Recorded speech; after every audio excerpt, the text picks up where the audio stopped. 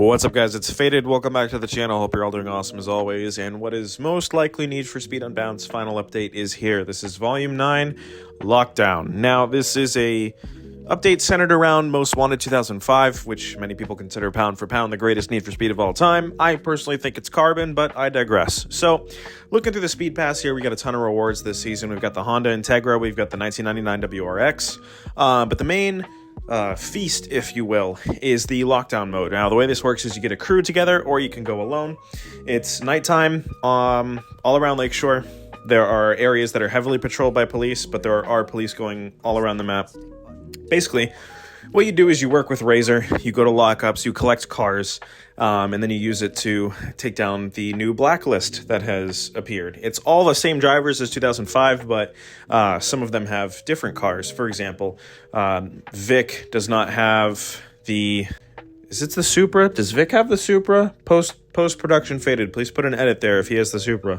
That is now a 370Z. So there are different cars because obviously you can't put Toyota in Need for Speed. They're not in Need for Speed. The last time they were was 2015. So I guess they don't like games with illegal street racing. But the pot of gold at the end of the rainbow, if you will, is the Beta Livery M3. So I don't know if you guys are connoisseurs of Most Wanted 05 in the way that I am, but the Beta Livery M3 is probably one of the better designs of the M3. I'm going to get some hate for that. The one on the loading screen that you just saw, it's not my cup of tea. I do like the car a lot. I do see why people like the design and how it is iconic, but I'm more of a Beta Livery M3 guy. I don't know. But yeah, that is the main prize for finishing the blacklist. So that is what most people are trying to do right now. But the other hidden gem is the fact that we now have bikes in Need for Speed. Classic Criterion move because bikes were in Burnout Paradise. So it was only a matter of time before they added motorcycles to the game, which, hey, I'm fully in support of. You know, the last time we really had any sort of motorcycle in Need for Speed was Torres in Heat, when she had her patrol bike that she went around on. But regardless, here we are playing Lockdown. As you can see up at the top, we've got 2 crew members with us. I did choose to play a couple of games alone off camera. It's not as fun as it would be if you weren't in a crew, because you do share a lot of the prizes that you get. Like if you, let's say, drive into one of those loot caches that have money, you both get a share of the money. So there's really kind of no point to playing solo, because everyone's got their own contracts. You want to help each other out and get things done as quick as possible. Up in the top right, you can see we do get a half hour in this world. But basically what it is just driving around, opening lockups, getting cars, and then extracting them there. And there are periods of time, I don't know the intervals yet, but there is a police truck that comes through the map regularly, and you can stay inside that zone for, I believe it's around 30 seconds or so, and claim that truck. And once you do, you can extract with all of your rewards.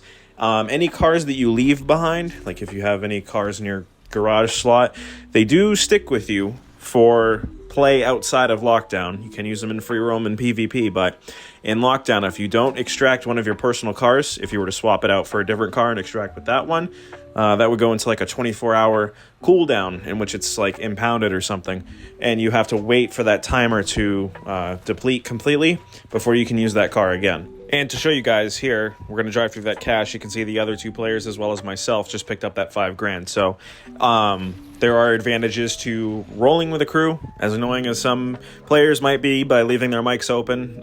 It took me way too long to figure out how to mute someone in this game. So there's really no point into not helping them out. You might as well just, like, you know, lend a helping hand, because good God, this is a grind to get all these contracts done. It is very, very, very much a slow-paced grind.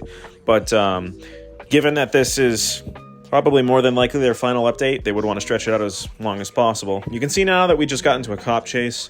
There are a much higher volume of police in this mode specifically than in free roam, at least from what I've noticed. They do not give up once they chase you. It's a lot harder than normal to actually lose them. I don't know what they did. They juiced the cops up somehow, because they are a lot more aggressive. But as you can see, we just jacked this Mitsubishi Evo 9, and we are now going to take a couple races with it, see what we can get out of it, maybe swap it out for another car, and then extract at the end. So let's see what we can do. So once you start a race, this is what it looks like. You can see on the left-hand side of the screen, right up where the leaderboard is, you've got different colors denoting the different crews that are in this session. So you've got magenta, yellow, green, and blue. We are team green right now. I am a party of one, but there are 2 other people. They're just not in the race with me. So once you finish this race, you're going to get the standard amount of money that you would if you were doing a race in free roam or PvP. And you can use that money to save up. You need 100 grand. You can go on and open one of the lockups to get the Bugatti, which is what we're going for today. This thing is an absolute monster. It is. I've seen pictures of it. It's totally specced out. It's got this, like, I don't know if you could even call it a wide body kit, but it's gold colored. I believe it's like 262 miles an hour top speed, 2.3 seconds, 0 to 60. Absolute monster, fully upgraded, like I said. But there is also an opening on the side of the lockup. So if you go and get a bike, you can just slide right through and get the car easily. But what I want to do is eventually I want to try and go for the bike because I don't have it yet. And I've seen gameplay with it. It looks super fun.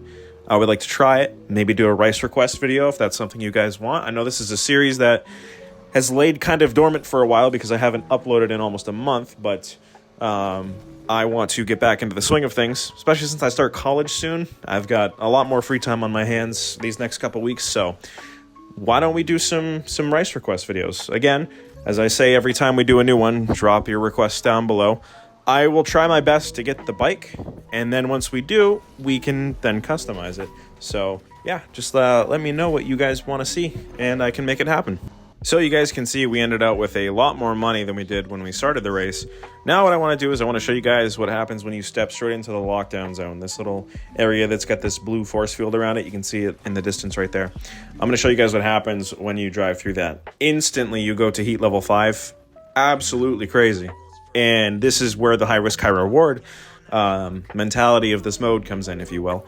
Because you're walking around with like 100 grand, saving it up to go and open one of the lockups or do whatever you need to do before you extract. If you damage out, that's it. It's got the high risk of rivals and heat, but in Unbound now. And that's why I love this mode so much, because I want there to be a risk involved with this. I don't want to just like see the cops as more of a thorn in my side than a concern, you know? Because these guys can take you out and completely drain all your money and make you wait 24 hours to go and use your car again to go around the map with. So while we're on our way to go and get this Bugatti, because we're right next to the lockup, this is a question that just popped into my head.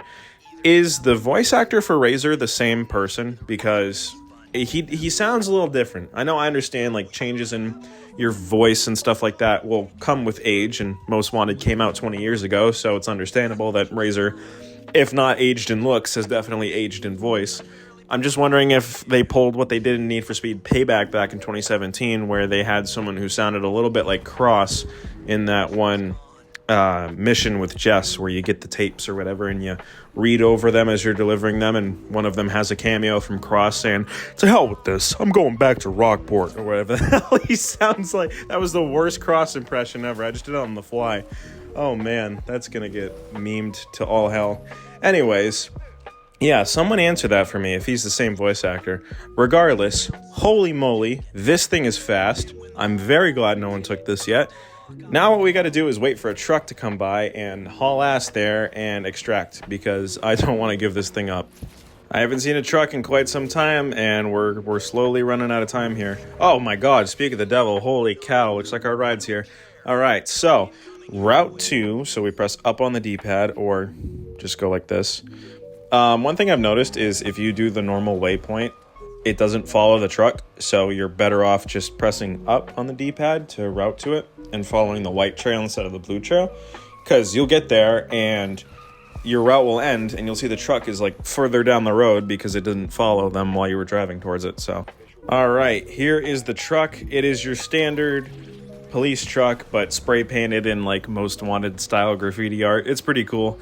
So what you do is you sit inside this zone. You can see that progress bar fill up that says claiming truck. It's definitely chaotic when you've got, 3 other parties trying to claim the exact same truck. But regardless, we are at heat level 5. That's not going to matter. There are plenty of police on our tail right now. But we are all set to extract. Press X, and here we go. This is a really cool cutscene. I actually like this a lot. So once this cutscene concludes, you're going to be brought to a different results screen than what you would normally see if you were ending a free roam session. I'll show you right here. It's going to say extraction successful. You'll get a summary of the objectives that you completed as part of your contract. You're also going to see your wrap summary. This is what's going to allow you to unlock new contracts and progress through the blacklist. And this extraction streak right here, successful extractions are going to allow you to use higher class cars for your following sessions. So we were stuck using B and A class for these first couple sessions, but the longer you play the game and the more extractions you rack up, especially if they're in a row, you are going to be able to use up to S class, which means we can take the Bugatti in a future session if we are, lucky enough to escape multiple times in a row. So this is the Bugatti. Thank you guys very much for watching this video. I'm going to let you take a look at this beauty. If you guys have any rice requests, drop them below in the comments. I am so sorry it took me so long to upload a video, but new lockdown content in the coming weeks. Regardless, thank you guys for the support. I appreciate it, and I will see you all in whatever video I upload next. Take care.